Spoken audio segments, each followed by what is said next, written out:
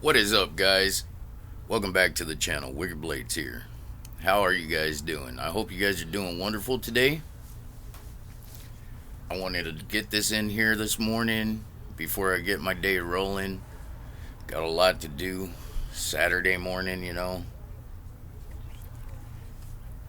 We are on day 3 of Brother Rusty's at Small Town Cutlery's 10-day challenge of the Trapper, carrying it in an SJ Relics and Restoration slip. I had to go with the Moore Maker one more day. I will switch it out, give you guys a little bit of a change. But, man, it's a Moore Maker. It's my first Moore Maker. I hope there's more to come. And it's my Dallas Cowboys. That beautiful yellow bone representing Texas, representing my Cowboys. And it is football season, so, gotta represent.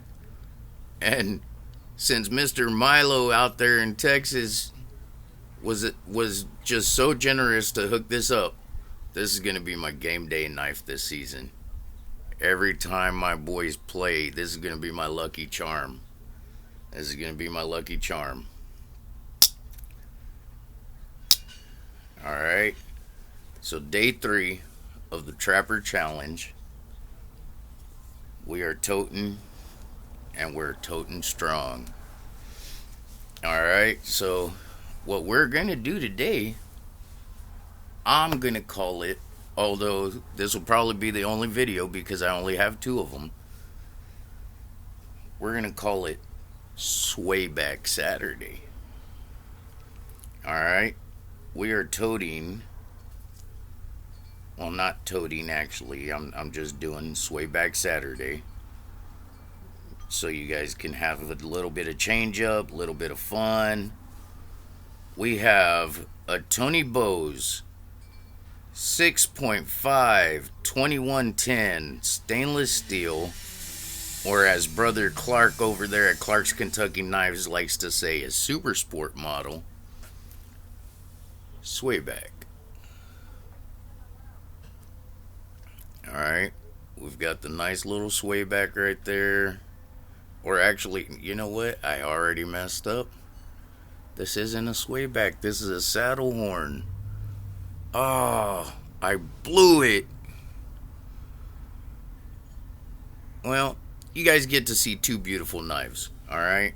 So it's not Swayback Saturday. It's just beautiful knife day. I forgot this is a saddle horn. So sad. We got half stops.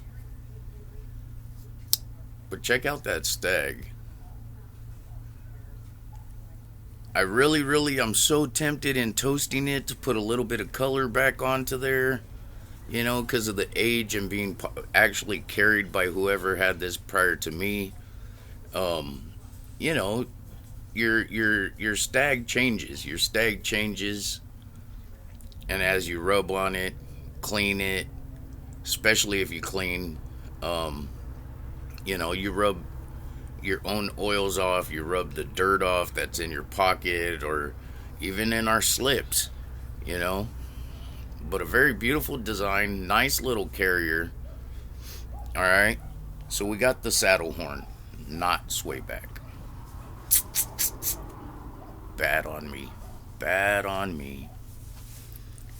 And then we have, for the other example, in a Ed Costa's Legacy Knives large maglock, we have the, I gotta get used to the names on these. I believe it's the Cripple Creek, Orange Bone, Rosecraft,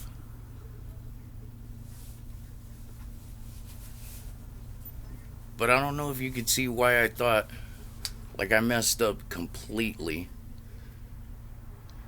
If it goes that way, or no, wait, yeah. If it was pointed down that way, it'd be close. Okay, Alright, I messed myself up. Either way, two beautiful knives. Half stops. Got that D2 steel. Very slicey knife, very capable knife. This, once again, another one by Milo. He has turned me on to these rose crafts since he sent these two for me to review. Man, these are quality built knives. They truly are. And as Mr. Milo was telling me, he had talked to the owner and designer of Rosecraft, and that they are thinking about coming to the U.S. They are thinking about building here in the U.S., which will make the value of these go up. Or, yeah, it'll make the cost of the knives go up. And then I believe Mr. Milo was saying that they were talking about also upgrading the steel on these from a D2 steel to oh, I can't recall the steel that Milo had told me. But I believe he said that it would be the same steel that GEC uses. And then what would be the point of buying a GEC when you have something built with quality like this and the same steel? Which honestly, yes, I get it. Like, if you're already having quality like this, I mean, I've never seen a GEC. I've never even touched a GEC. I don't know if you guys know, but like a lot of knives that are a higher end or a higher price point, I kind of bypass looking at them because I know I'll want them. But being that I can't afford them, I don't want to put myself through that. The whole drooling and, oh, I want that, I figure in my mind, if there's something that catches my eye without me directly looking at it, I will save and then one day get a chance to purchase it. And so, yeah, there's a lot of knives that I actually want but have not really delved into, like, informing myself on because of the price point. But Mr. Milo sending this to me to review and check out for myself on the quality of it, I think Milo has started me down a different rabbit hole. I do. These truly are built really great. They truly are.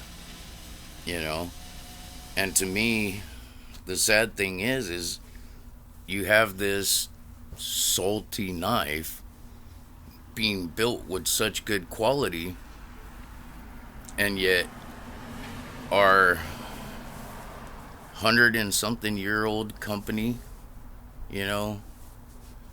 is having a lot of quality control issues.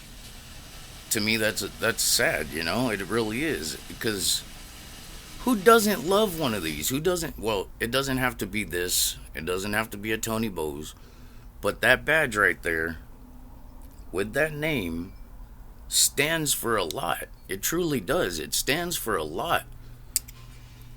I don't know a knife collector that doesn't know the name Case. It's just like with collecting lighters. If you collect lighters, you know Zippo. And I'm sorry, you can't just survive on that name. You can't. You got to step up your game. You got to represent. And that when I say that, I'm not saying by living off that name raise your price up because you decide to get a quality control person in there and start getting your alignment back on your blades You start getting your snapback. You know, that's not what I'm saying. You shouldn't live off the name like that and increase the price of the knife. It should be, you should be proud to say that name, and you should be proud to wear that name. So yeah, I think a lot of companies, and it's not just Case, it's a lot of companies that are here with the made in the USA stamp. We need to take pride in our and own what we are creating, and we need to bring that back. We really do. We need to bring that back, and so that way, when it has that made in the USA stamp, you're proud to own it, and you know that when you pick it up, it's quality. And that goes for everything produced here, not just knives. If it's got that made in the USA stamp, you should be proud to own it. It should be known that it's quality. I'm going off on a tangent. I'm sorry. It's just, I get so tired of, oh, it's made over here, it's made over there, you know. But honestly, if you pull something out, regardless of it being salty or, stateside, it should be something quality, you know. If it's something that is in your everyday life, it should be something of quality, and not to do with price point, you know. Like these the size of this knife, for example, a Case. If you were to get this size knife, that's, I don't know what, a back pocket. I'd say it's the size of a back pocket, a Case back pocket, I would probably say. Back pocket knife is $140, so this is like half the price, if that, you know. And in today's construction of Case, I'm sorry to say, this Rosecraft is beating them out. It's beating them out, you know. Now, old school Case, all day long. Take it all day long. Couldn't top them, you know. But, yeah. That's neither here nor there. Alright, guys. Sorry about ranting. I don't know, I just got off on a tangent. Don't know why. Alright, guys, I gotta get my day rolling. Gotta get some stuff done.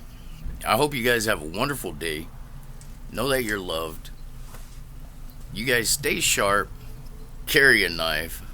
Rule number 9. Yeah, stay sharp and watch what we're doing out there, you know. Know that you're loved, guys. Please like, share, and subscribe. This is Wicked Blades. I'm out. Peace.